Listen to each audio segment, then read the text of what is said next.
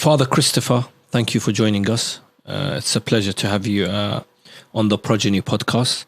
Considering you are a priest, what made you get into studying and lecturing about Islam? It started really with Fatima, Lady Fatima, because I was researching Hussein, and of course you have to then read about his mother. Yeah. And I was quite shocked that there's so much devotion to Fatima and so little written about her. She was a real person and played a fundamental role in the very start of the preaching of the Prophet.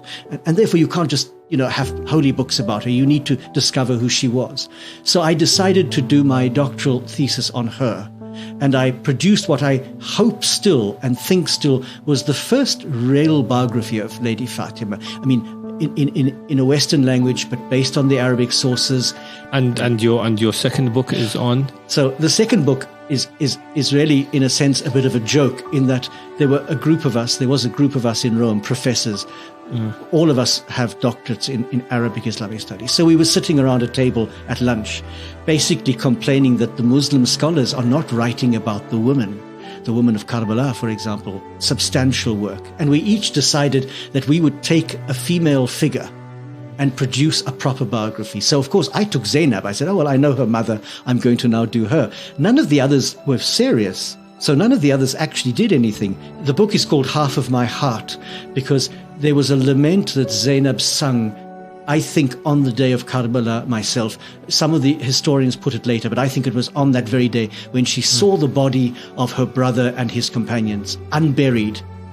And she refers to him as half of my heart, her brother Hussein. And I thought, well, half of my heart was the Fatima book, and now this is the second half, the Zainab book. Now, I don't have any heart left, I suppose, but I'm certainly going to tackle other issues. But Zainab is an extraordinary woman, and like Hussein, transcends all religious, political barriers. She is a universal ideal.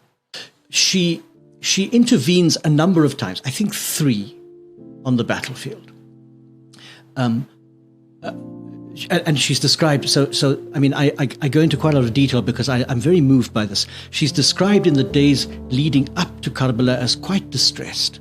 She hears the enemy army coming and she breaks down. She hears Al-Hussein making this lament about tomorrow so many will be dead, and she breaks down, saying that he's had a vision of his own grandfather saying, you are coming to us, and she breaks down. So she's quite frail and fragile on the eve of the battle. But on the day of the battle, there's a remarkable change, and even the Sunni authors record that she looked like the sun rising as she came out onto the battlefield. And 3 times she walks out of the women's tents right into the middle of the fighting, one to intervene when her nephew is killed. So Ali, the oldest of Hussein's sons, he's killed. A second time she comes out to chase after this little boy at Hussein's command, and she can't catch him. He's too fast for her because he wants to fight with his uncle. And a third time she comes out to challenge the men killing Al-Hussein.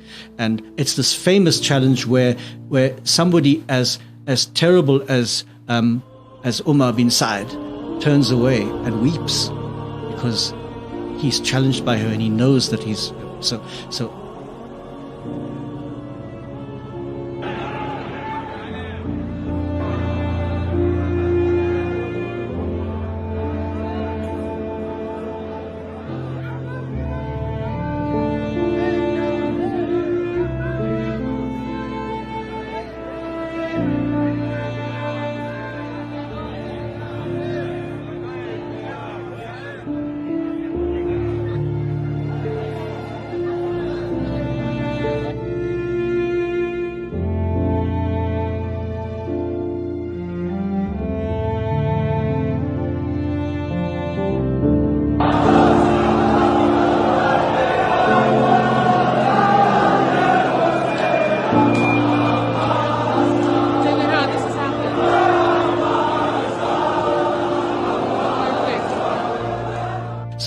So in that sense, she is of great importance, but even more important after the battle because, and this is where I get into trouble, because she was for a short time the leader of the Ahl Bayt. There's no doubt about that. Young Ali bin al-Hussein was much too sick to function immediately after the battle. And his life, in fact, is saved twice. She saves his life later on in the court of where they before Ziyad, but that's later on. It's that period of days after Karbala, from the journey between Karbala to Kufa to the court of Yazid, to Damascus. That period, however long it was, and it's difficult to know how long it was, when they were being interrogated and ill-treated, she was the pole around which everything revolved.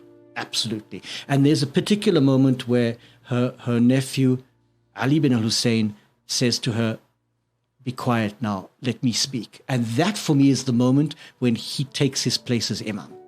He's imam, but when he actually takes his place and takes over leadership of this group. But until then, it is Lady Zainab. And I always defend this by saying, she's not a woman with masculine virtues. Bravery is not a masculine virtue, it's a human virtue. So we don't want to say she was as good as a man. That's a terrible thing for me. She was an extraordinarily powerful woman who betrayed all the great virtues. By betrayed, I mean showed forth all the great virtues that are equally right in women as in men. Bravery, courage, the ability to speak with great articulation against injustice.